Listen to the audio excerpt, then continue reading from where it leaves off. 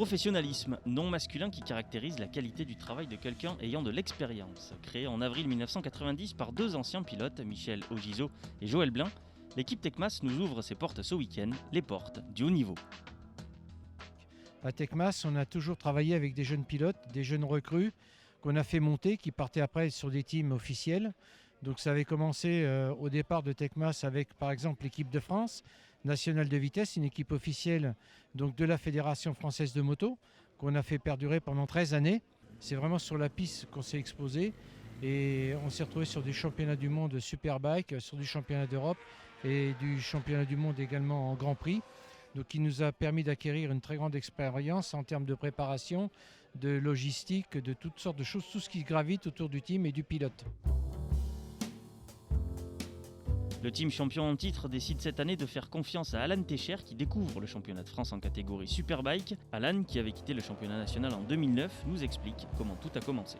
Moi l'an dernier, en Malaisie, Michel vient me voir, me dit qu'il a un projet pour moi avec BMW, parce que Kenny et Mathieu partent. Il y a une place qui est une très bonne place à prendre en FSBK, donc je la saisis de suite. Il y a eu un gros jeu de chaises musicales entre les meilleurs pilotes du championnat de France qui sont tous passés à Tecmas, que ce soit Kenny Forêt, avec lequel on a été titré, Mathieu Ginès, Valentin Debise, également en 600. Donc tous ces pilotes-là, on les connaît, on se connaît très bien. Et là, je dirais que Alan Techer, c'est quand même un jeune, il est rookie en championnat de France, donc il n'a que 25 ans, et moi ça m'intéresse. L'encadrement, il est fait à tout niveau, c'est-à-dire que déjà ça commence entre les courses, on essaye de préparer les motos au mieux.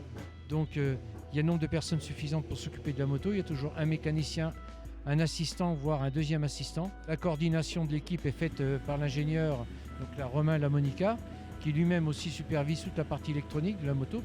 Moi j'ai un ingénieur qui s'appelle Romain et deux mécanos qui sont à l'année en temps plein, donc c'était Louis et puis Antoine. Donc voilà, rapidement le feeling il est arrivé, on s'entend super bien humainement, on est comme quatre bons potes et sur la piste ça fonctionne bien, on est là sur les moments durs, on est ensemble, sur les moments où tout se passe bien, on est ensemble aussi. Donc voilà, moi, honnêtement j'ai une expérience avec Tecmas depuis le début de l'année qui est extraordinaire parce que j'ai une très bien avec tout le monde. Même avec Michel, c'est à moi un patron là, qui se met à la place du pilote et il n'y en a pas beaucoup.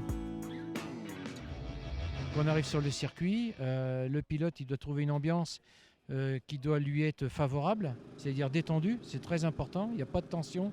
Donc ça fait un ensemble. Le pilote, quand il arrive ici, il est dans sa maison. Il est au mieux pour faire des résultats.